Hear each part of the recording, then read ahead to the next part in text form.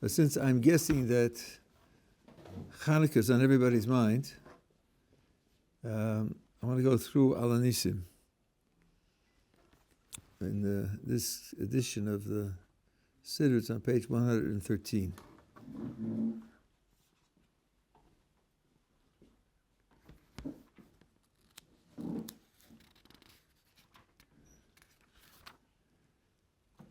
I'm going to read through and explain the concepts that we find as best I can. And I'm just informing you at the outset that this section is remarkable for what it says and astonishing for what it doesn't say. The ideas that are written in it are, of course, remarkable and deep ideas.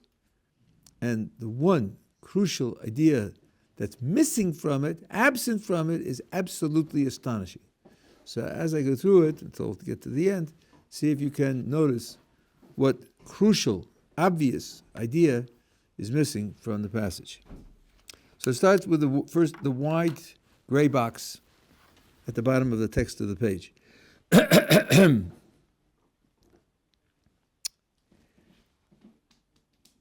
This is a section of thanksgiving to HaKadosh Baruch Hu for all the good things, wonderful things that He does for us, present tense, and has done in the past. And this section starts, and for the miracles, for the salvation, for the mighty deeds and victories, and for the battles which you performed for our forefathers in those days at this time. So the first item in miracles is a very general term, and it refers to a wide variety of phenomena. I have mentioned in past that the word miracle has two different meanings, and we'll get to that in Yetz Hashem. But then salvation means we were obviously in terrible danger and we were saved. And somehow great power was invested in that process of saving us. And there are victories and battles, which means that there was fighting. So it was war.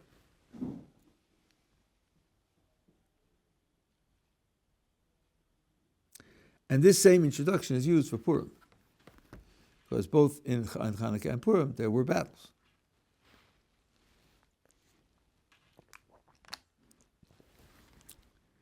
Now,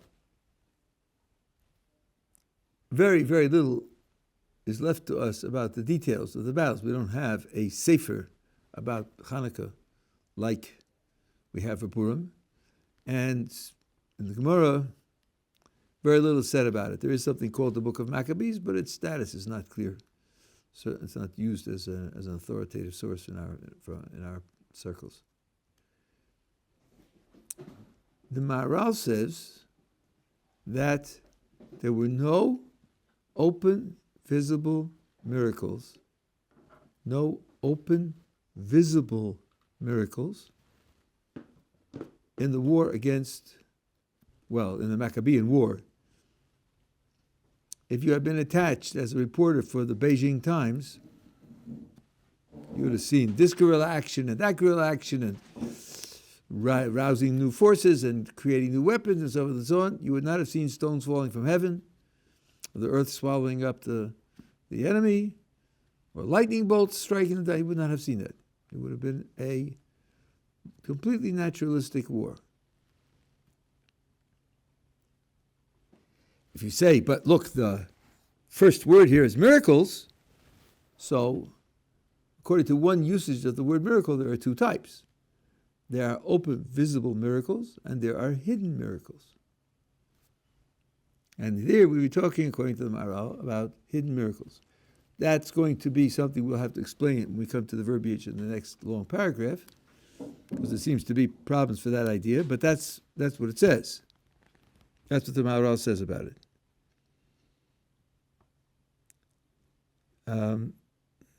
Now, the phraseology, which you have in other places as well, in those days at this time. So those days has to mean how many years ago? 2,200 years ago or something. At this time means this time of year. These dates. So that already introduces a feature that what date of the year is makes a difference. And there are two ways in which it can make a difference. One is post facto, and one is antecedently. The one which many write, Ramchal writes it, and many write it, since those events took place on those days, we celebrate the anniversary of those events. That's a very widespread human custom. Don't celebrate it when it's convenient. You don't celebrate it some other time. You celebrate on the anniversary of the date that it took place. Why do you do that? So, again, this is one explanation, and another different one is coming. The supplementary is coming. Because those events that took place on those dates left a stamp on those dates. Those dates aren't the same anymore. For us, time is not uniform. It's not just the same ticking of the clock from day to day. Everybody knows that from Shabbos. Time on Shabbos is different from the rest of the week. So is the time on a holiday different from the time of different dates in the calendar. According to this explanation, the events that took place on that day left a stamp on that day. And that stamp is available to us in later generations. And that's why, typically, we do what happened on that day originally in the historical time when the event took place. Or something symbolic of it, something similar to it. So, on Hanukkah we light menorah because the miracle on Hanukkah was the burning of the lights of the menorah. And on Purim we have a festive meal because they also celebrated the fact that they were released from their enemies. And on Pesach we make a Seder because the Seder embodies the things that they did on the last night that they were in Egypt. We reenact what was done on the original historical event because the actions that were performed then gave the day a certain potentiality which can be realized by performing the same actions. It's not just to remember in a vivid way. You know, there are Americans who, on July 4th, reenact certain battles that took place in the Revolutionary War. That's much more vivid than having a cookout, and going to watch a movie. You're actually reliving what happened at that time. So you could explain it in psychological terms and educational terms. But for us, that's not the ultimate explanation. That may be true, but it's not. The ultimate explanation is there's a certain potential that the day has. So, for example, the 15th day of Nisan, which is the first day of Pesach, is a liberation day. It was a liberation 3,000 years ago from Egypt, and it's a continuing liberation day in every year because it has that character that the events that took place on the day stamped on the day. That's a very widespread explanation. A deeper explanation that you find in a few sources is that it wasn't an accident that event took place on that day. That day was a liberation day planned from the creation, that it's available as a liberation day. And then, when the time for the Exodus took place, it didn't take place on the 15th of Nisan by accident, and then left an impression on that day, and the accidental occurrence of the event left a potential that was realizable in later generations. That's not the right picture. The right picture is the 15th of Nisan was, at the creation, was set up as a liberation day, and then we were in Egypt and we had to be liberated. We were liberated on that day because that's the liberation day. In both cases, the idea of the date of the month is very important. The first explanation is post facto, and the second explanation goes back deeper as a planned event. So when you say when the prayer says in those days at this time, it's telling you that the time is crucial. It's not an accident that it happened on these days, and that's why we can't celebrate it on any other day. We have to celebrate it on these days. In America, they celebrate the 4th of July on whichever day is close enough to make a 3-day weekend. Might be the 5th or 6th of July, it doesn't matter. We want a 3-day weekend, right? So, okay, so we'll celebrate Independence Day on the 5th. That's not something for us. Okay, that's the beginning introduction. Now, the next page, it starts, in the days of Matisyahu ben Yochanan, the high priest. And if you look at the left-hand side of the column, when Purim, in the days of Mordechai and Esther. So it means, according to both holidays, the time is identified as the time of people. You could identify the time in many different ways. And when you say it's in the times of these people had reasonably long lives. It doesn't pin it down to which year it is. It could be there could be a difference of decades. How old were they when it happened? Don't know. Could have said who was the king at the time. You could have said that it was part of the Babylonian exile for the sake of Purim. I mean, the idea is the time is pinned to the person. I think this is an illustration of a very deep idea here. It says, this week's Parsha, Vayetze Yaakov Beersheva, Vayelech Harana. Yaakov left Beersheva and he went to Haran. So Rashi brings the source that asks, if you told me he went to Haran, you know he wasn't in Beersheva, right? You can't stay in Beersheva and also go to Haran. You have to leave Beersheva to go to Haran. So why bother writing he left Beersheva? We know that. Just tell me he's going to Haran. And the explanation is that when a person leaves a place, the place isn't the same place anymore. When a great person leaves a place, it's not the same place.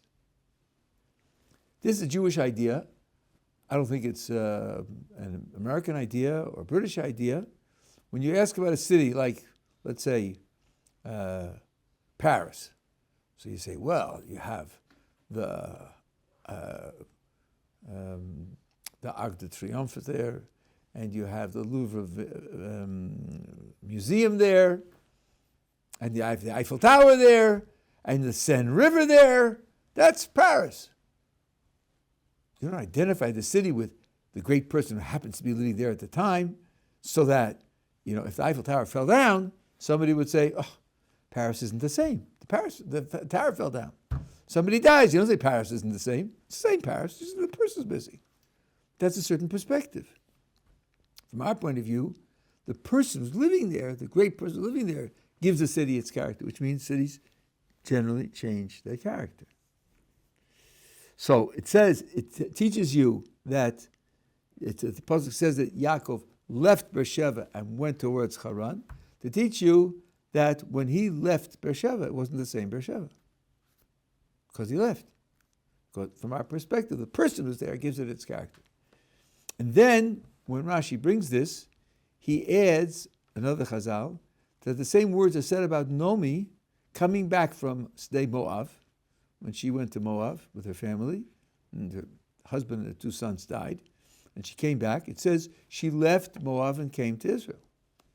And Rashi brings it, and he says, there too, you see, it tells us that she left Moav to tell you that when a tzaddik leaves the place, it makes an impression. So, if Rashi is explaining what it means with Jacob, and you got the message from Jacob, and then he says, and by the way, I want you to know, it says it about Nomi also, we have to ask, why does it have to be said twice? It's redundant. If it said that Nomi came back to Israel, we know she didn't stay in Moab. Why would there be 2 redundancies to teach the same idea? And the answer is that it's not the same idea. And the way we do that in Jewish learning is to say, suppose you had one and not the other, what mistake would be made? So let's imagine that it would say it only about Jacob.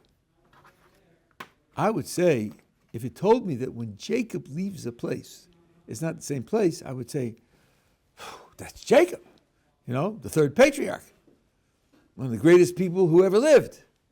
Sure, when he leaves a place, it's going to make a difference. But Naomi, as great as she was, she couldn't compare to Jacob. So I would assume that Naomi's leaving a place wouldn't make a big impression. No, I have to tell you that Naomi's leaving also made an impression. And vice versa. If it had only told me that Naomi's leaving made an impression, what would I have not known about Jacob? Wouldn't it have made a kal v'chomer? If someone like Naomi makes an impression, surely Jacob was so much greater, his leaving would make an impression. And the answer is no, I wouldn't say that, because in the case of Jacob, he left behind his parents. Yitzchak and Rivka were still in Beersheba, which means that in Beersheba it went down from 3 greats to 2 greats. Who says that the diminution from 3 to 2 compares to the diminution from 1 to 0? If you have a sealed room into which no light gets and 3 candles are burning, and you put out 1 candle, you can still see. Not quite as clearly, not quite as much brightness, but you can still see. If you have 1 candle burning, you put it out, now you're blind. 1 to 0 is a much bigger difference than 3 to 2. So I would say that Naomi made an impression because she was the only righteous person there. When she left out no one, that's 1 to 0. Yes, Jacob is much greater than she is, but Jacob's case, there were 2 left behind who were as big as he was. So it's 3 to 2. Maybe that doesn't make a difference. No, 3 to 2 also makes a difference. That's what's being told over there. So that's what we apply over here when you want to know the period of times identified with the person who lived at that time. That gives the time its character. It's the time of Matisyahu ben Yochanan, Kohen Gadol. Purim is the time of Mordechai and Esther. So it's Matisyahu and his children. When the kingdom of Greece, the wicked kingdom of Greece, stood against the Jewish people, Am Yisrael, to cause them to forget your Torah and to cause them to violate the laws of your will. That was their goal. This is very important because you see here the contrast between the challenge of Hanukkah and the challenge of Purim. The challenge of Purim, as you all know, was to obliterate the Jewish people, every man, woman, and child. It was real genocide, annihilation. The Greeks weren't interested in killing Jews. The Greeks were interested in changing Jewish culture. So they wanted us to forget the Torah and to stop keeping the laws of the Torah. And although the prayer here in the gray doesn't say it, it wasn't just Greeks against Jews. There was a large-scale Jewish population that was deeply engaged in Greek culture also. So that really it was a civil war. It was those who were faithful to the Torah against the Greeks and against their Jewish allies who also had become partisans of Greek culture. I think I saw an explanation why it doesn't mention it explicitly, because it's such a terrible degradation, failure for the Jewish people to have attached themselves to Greek culture that doesn't want to publicize it, so to speak. But it is true that it was a civil war. Now, why were they interested in this, the Greeks? So there are midrashim, and there are various descriptions of what they wanted to do and how they wanted to do it. I think, if I remember correctly, what I'm telling you now comes from the Yevut Raham. There's a certain period at which the Greeks opposed 3 of our practices. Just 3. One was circumcision, and one was Shabbos, and one was declaring the beginning of the new month. Wow, that's a challenging idea. Circumcision, that's the physical sign that Jewish males are different from non-Jewish males. As a mitzvah, a positive mitzvah, it's one of only two, which if it's omitted, causes the person to suffer kares, being cut off from a Kadosh Baruch Hu. Very, very serious penalty. Shabbos is a testimony to the creation of the world, and purposeful, warned public violation of Shabbos carries a death penalty. These are really very fundamental mitzvos. But declaring the new moon, like Hoshkan Shalom, yes, you have it, you don't have it. Like, what's the big deal? Why would that? What would the Greeks see in this to say we're going to oppose those three? As I said, the first two you could explain alone, but not the third. So I'm not going to give you a whole course on Greek philosophy, but I just want to mention one idea which is central to Greek philosophy. And with that idea, we can explain what their opposition was, why it was directed at these three particularly. Greek philosophy was based on the idea of nature. Nature rules all. The world has no beginning, the world has no end, and there are laws of nature which operate with necessity. They couldn't be otherwise. And everything that is understandable and regular operates according to the necessity of the laws of nature. That being the case, and everything which doesn't operate according to the necessity of the laws of nature is mere chance. Things happen for no reason at all. They happen arbitrarily, randomly. That's how the picture of the world works.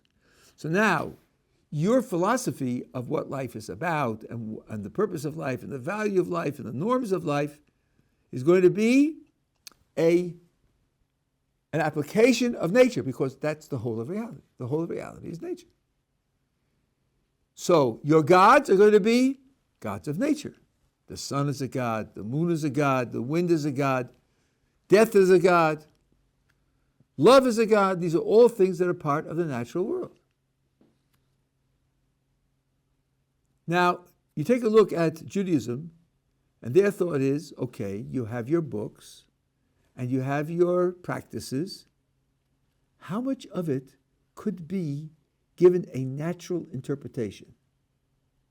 So you could keep doing the same things. We don't have to outlaw them. We just have to convince you that the right way to understand it is natural. You have a dietary code. Sure, some foods are healthful and promote well-being, and some foods don't. Smart people have a dietary code. Your religion has a dietary code. That's your way of having a good diet. Nothing wrong with that. We don't have to oppose that. We don't have to see anything transcendent or coming from outside the world for that. You have Pesach as a holiday. Sure, it's your liberation day. People who were enslaved and got their liberty should celebrate it. And by all means, you should celebrate it also. You have a God who gives you instructions. So do we. The sun God communicates with us and gives us instructions. Part of nature. Natural things can communicate with one another. So your God communicates with you? That's fine. You can still, An example for communication with the sun? They had oracles. They had temples in which mystics, who would be for them like prophets, would tell them what the gods want from them. That was part of the Greek religion. So you have books, writings of what the gods want, and laws and announcements, and so all of that could be naturalized. You put on tefillin as a sign of dedication to your God. Sure, there are ways that you show that you're dedicated to your God. We have them also for our gods. Where are you going to find things which can't be reinterpreted, can't be redone in a naturalistic fashion? So I think the argument can be made that the three that we mentioned have that feature. All three. And that's what I'm going to explain to you now. Circumcision to the Greeks was an abomination. Nature is perfect. Nature creates the male body with a foreskin. You're going to cut it off? You're going to mutilate yourself? You're going to destroy part of what nature gave you? That's an abomination. You could only do that if you stood in opposition to nature, against nature, and saying, I have something to do that's unnatural and better than what nature did. We can't tolerate that. That could only be coming from some source of authority that goes beyond nature. So we can't tolerate that. Shabbos? Shabbos celebrates the creation of nature. Hello, nature isn't necessary. It's an artifact of a being with his will. He didn't have to make it. He made it. It's certainly not necessary. And since there's a being who created it, there's a being who's infinitely superior to nature. You're not going to naturalize that. So that has to be opposed. That has to be wiped out. Now, what about the new moon? Well, if you think the new moon operates according to astronomy, then the Greeks should have been very happy with it. Why does the new moon start? Because witnesses see the appearance of the new moon, and they come to the court and they give testimony, and the judges in the court are acquainted with astronomy, so they know where it's supposed to appear, and they know exactly how it's supposed to look, and they quiz the witnesses, where did you see it, and how did it look? It was a crescent. Which way was the crescent facing? How long after the sun went down did you see it? 3 hours afterwards? Wrong. You didn't see the right thing. It's got to be right afterwards, because the new moon, the moon has just come out from conjunction with the sun. It's a little bit behind the sun, and it takes about a half hour. That's all. It can be seen when the sun goes down behind the horizon. You see the crescent, and then it goes down also. So they can quiz them. And what's really starting the new month would be the moon. And the moon is a piece of nature. That would be perfect. It means your whole calendar is based on what the stars and what the moon does. That would be fine. But Jewish law doesn't say that. Jewish law says that the court has the authority to ignore the moon. In both directions. The witnesses come, and they say, last night we saw the moon. And the court quizzes them, and they answer all the questions correctly. And the court says, thank you for coming. And they always arranged a banquet for all the people who came, because they wanted to encourage people to come when they saw the moon. Congratulations, and thank you very much. Here's the banquet, but we're starting the month tomorrow. We're not starting it today. I saw the moon. We don't want it today. We want it tomorrow. And they have the right to do that, the authority to do that, to ignore the fact that the moon really was observed and to push it off for a day. And vice versa, if nobody comes, they can say, well, we don't want it tomorrow, so we're going to start it today, even though no witnesses came. Atem afilu mizidim. The court is given the authority to decide which day it is, even in opposition to the appearance or non-appearance of the moon. That's where the Greeks are going to stick it. Wait a minute. The moon appeared and the month didn't start? You ignored the moon. You overruled the moon. You said that even though the moon's there, you started a day later. That means you're standing above nature. You're not controlled by nature. Your holidays are determined in spite of nature, in opposition to nature. We can't have that. We can't have that. That's an absolute contradiction to the idea of nature. So these three are the ones that they were trying to oppose at this stage in the opposition. It grew over time. I saw somebody say that the Greek influence was like 50 years. It wasn't an overnight thing. It was time for schools to be developed and for Jews to be seduced by it. We even have fragments of a Passover Haggadah in Greek. Like the Maxwell House Haggadahs in America. It's like for Jews who didn't read Hebrew, they had a Greek translation.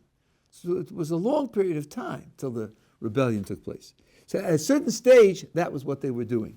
This understands that they were intelligent people, thoroughly wrong-headed in how they look at the world, but intelligent people. It's not a contradiction, is it? To have intelligent people who have thoroughly wrong ideas. Meditate on that for a little while. You can learn something from that.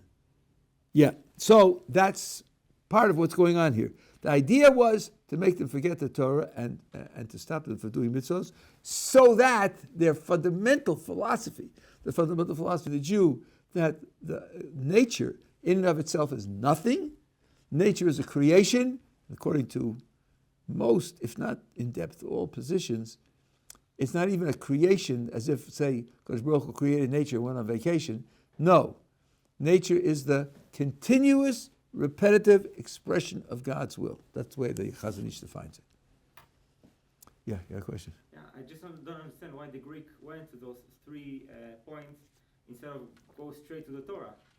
The main, our main argument that God gave us the Torah. One God gave us the Torah. So why not attacking that, rather than go to the Shabbat and the Rosh Chodesh and like what? Let's go. Why didn't go straight in to the main thing?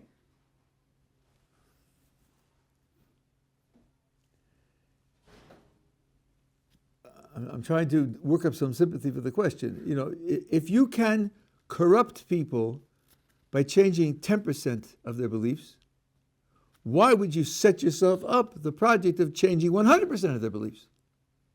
Why bother? How much opposition will you excite if you go to them and say, 0, tomorrow, nothing? They might all just fight you till they're all dead. Right? That would be a bitter battle. Here we say, no, you can have your holidays and you can have your beautiful meals on Shabbos and sing your songs and so on and so on. Well, not Shabbos. Your holidays and all the rest, and your books and everything else. They're just 3 things which we could take away, and then the rest of it can be left. It's a much easier job to do. What it does is it corrupts them. And you have to understand that the Greeks really were philosophers. Philosophy mattered to them.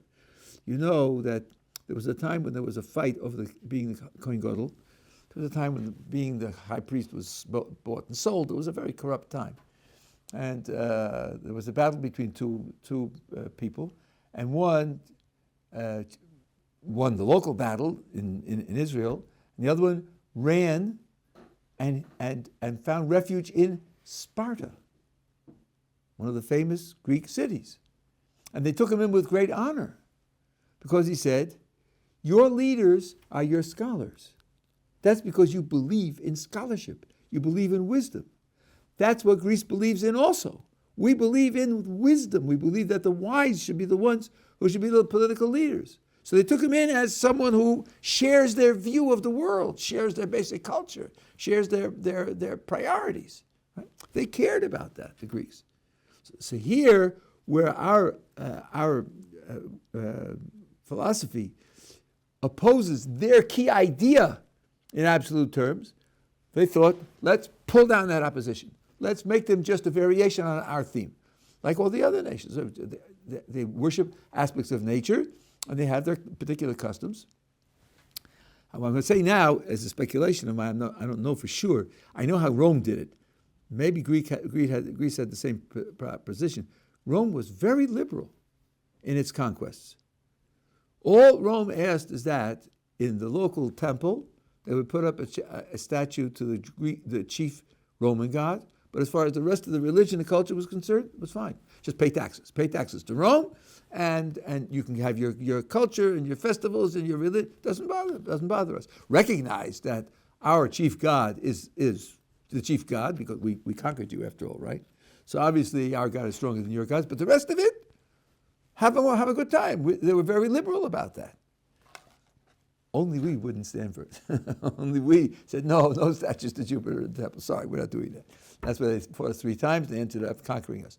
So this liberality is intelligent empire building where you leave people with their local cultures and you just exercise control on top. The Assyrians did something similar. I had this objected to me, and I looked up some of the history. Not that I'm really a historian, but I sometimes have to look it up. They said the Assyrians practiced population transfer. So why do you think there's any continuity of the ancient peoples? Because they moved people around. So I looked it up. What the Assyrians did was they would take the top 10% of the population, the intelligentsia, the rich people, the politicians, and so on and so on, and take them off, leaving them leaderless. And then put in instead other people on top to hold these types of positions. But 90% of the population stayed there. It was enough. Take off a whole population, a large population of people who will have their own troubles and their own ideas, and maybe they'll corrupt other people. They didn't do that. They're running an empire. You run it with the least leverage that you have to have to exert. So I think it's quite natural as I say, in the 50-year period, I don't know whether it was the first 5 years or the first 10 years, and then later on it became worse and worse. No question that later on it became worse and worse. I'm just commenting here that it says the goal was we say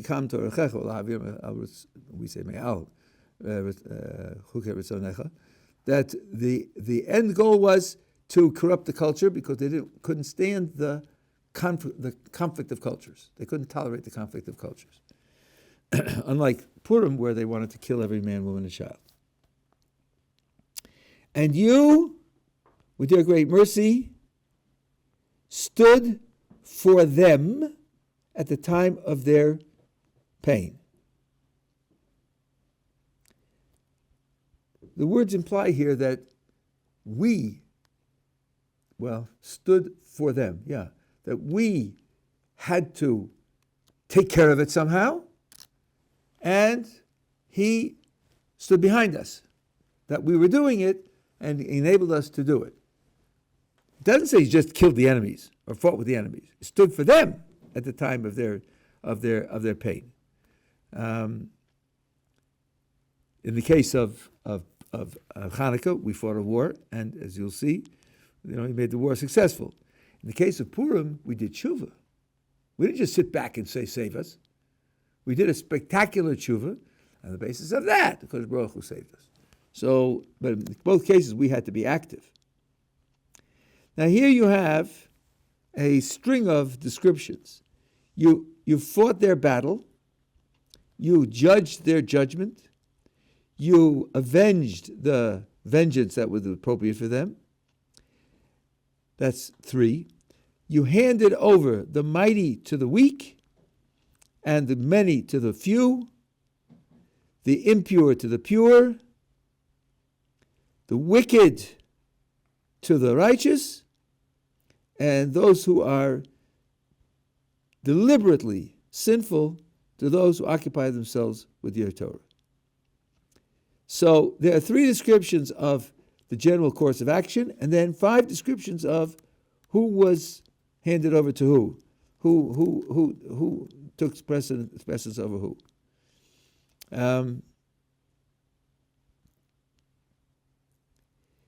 Fought their battle is I think Kipshuto. There were battles going on, and you enabled them to win the battles.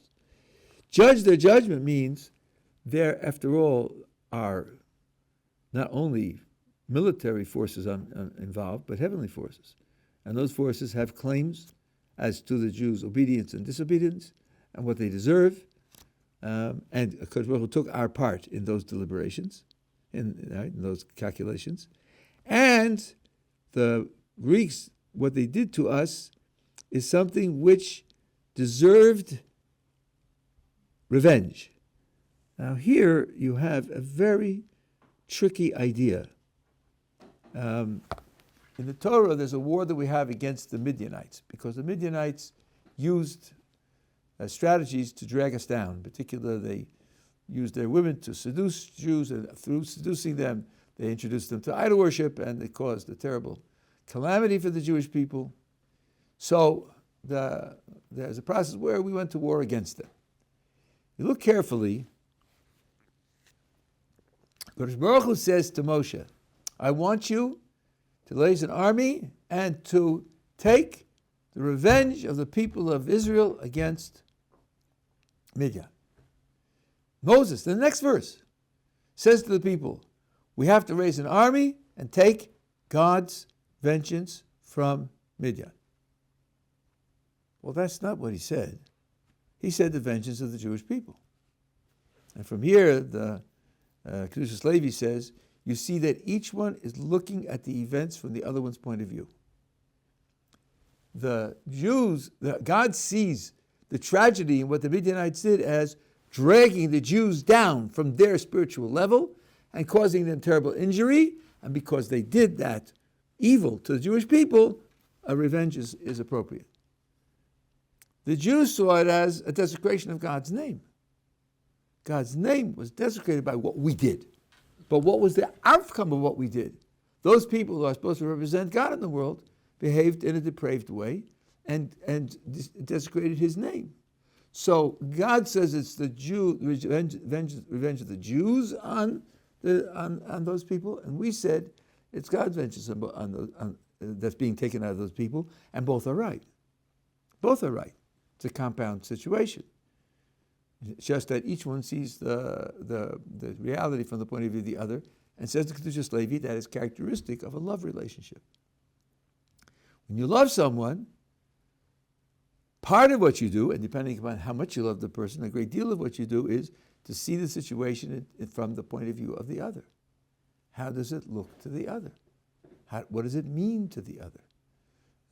I have a good friend, and we've been friends for many years, and we talk about things that happen, and we share problems, and we look for solutions.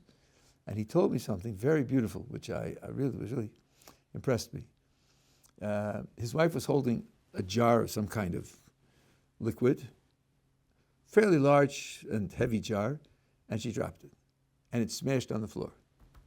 He told me, I looked at her face, and I saw in her face, I'm so clumsy, I'm so irresponsible, I can't control this, I don't do things. He went over to her, and he told her, you're wonderful, you're wonderful, I love you, and you're wonderful, right? The stuff on the floor, so what? She's devastated by what happened.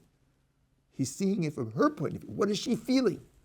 He goes over to her and says that to her. That's what it means to see something out of the eyes of the other person. Okay?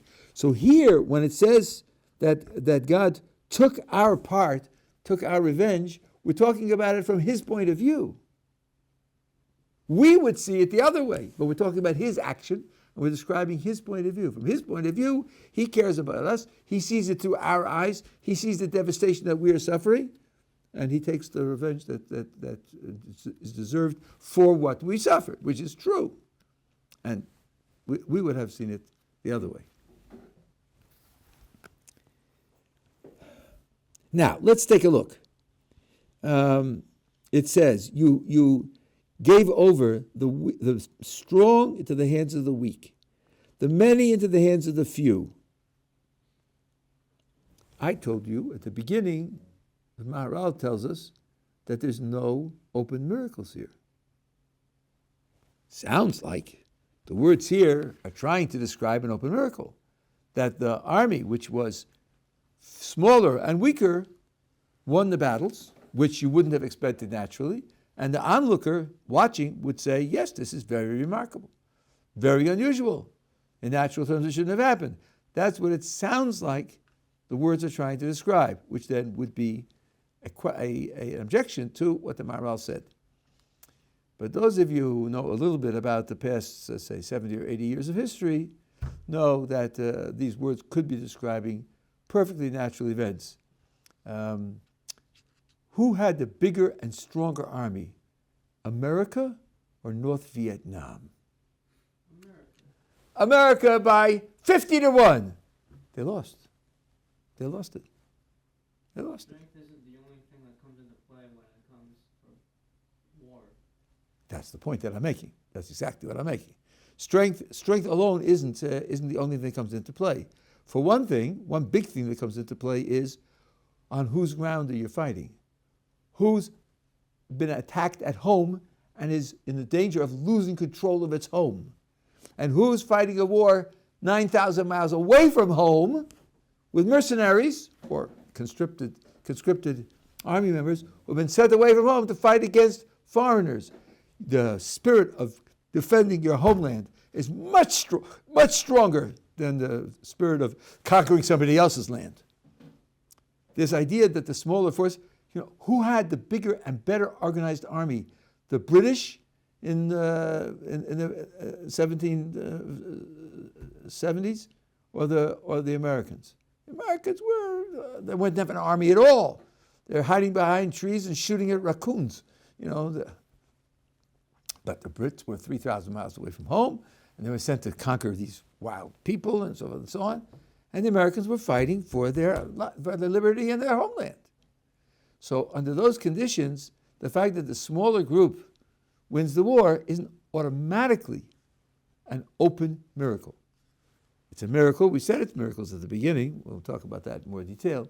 but it's not automatically an open, visible miracle. So I don't think that the words here have to describe, have to be taken as describing an open miracle. And then there's a famous vitz that the bigger miracle is that the impure were given over to the hands of the pure, and the wicked into the hands of the righteous, and the deliberately sinners in the hands of the people studying Torah. Wow. The frum population, they're going to win the war. That's definitely a miracle. You can't tell me that that's natural. So I was told by, I think I heard it from the present Boston Rabbi, that in Europe, the maskilim, the people who represented what they called the Enlightenment, what I call the Endarkenment, they made fun of the religious population, and they made a play. And in the play, they're portraying a piece of Torah information. There's a group of people, a group of frum people, and there's an enemy army that's coming. You don't see them yet, and the group of frum people are there, and they have to fight off this enemy army. But the Kohen says, anybody who just planted a vineyard and didn't reap the harvest, go home. So 10% go off the stage. And anybody who built a house and didn't live in it, go home. Another 10% go off the stage. And anybody who engaged a woman and didn't finish marrying her, go home. Another 10% go off. And anybody who's afraid to fight the war, and now another 70% minus one go off. And you're left with one old man with a long beard and a cane, right? And then the enemy soldiers come marching onto the stage, and the enemy man waves his cane, and they all run off the stage. The old man chasing them off the stage, and the motto is, that's the way the religious think you win a war. Aren't they stupid? Aren't they foolish? Aren't they hopeless? So they told this to, I forget who the Rav was, one of the great Rabbanim of Europe. In that city, they said, look at this degradation. They make this performance, and the performance just meant to make fun of Torah and so forth and so on. He said, I don't see what's wrong with it. That's the truth. That's how it's going to happen. The one old man with a cane is going to chase the rest of them down. That's how it's going to happen. Nothing degrading about that. They think it's degrading because they don't understand, but we understand better that it's Torah that conquers. So I'm not recommending that people shouldn't go into the army, and that's not the way we do it. But what's the spirit that makes it happen? In our case, the spirit that makes it happen is the dedication to Torah. That's the old man behind us and in us that gives us the spirit to fight and gives us the ability to fight. I'm just make one more observation. The First World War and the Second World War was really a war against the democracies and by dictators. And there's a tremendous mental set. Dictators are strong, they're powerful, they're decisive. Democracies are slow. There's a lot of controversy going back and forth. There's a lot of playing to the masses and so forth and so on. Aristotle called democracy government by the worst, because the masses are the worst people, and only the best people are always a tiny minority. And the idea was, we'll just get the people in the army to conquer them because we represent something which we have total control. It's not true. It's not true. The democracies won the First World War. The democracies won the Second World War. Look what's happening now in Ukraine versus Russia. And Ukraine is no paradise. But Russia is the fiefdom of one man. Russia is 4 times the size of Ukraine. They should have crushed Ukraine in 2 weeks. That was what was expected. They were going to conquer Kiev in 2 weeks. 2 years already. So almost 2 years. In February it'll be 2 years. So what they don't appreciate is that spirit and identification and commitment are as important and sometimes more important than the number of guns that you have. It's not enough to have guns. You have to have people who are willing to shoot them and who will put themselves on the line to shoot them.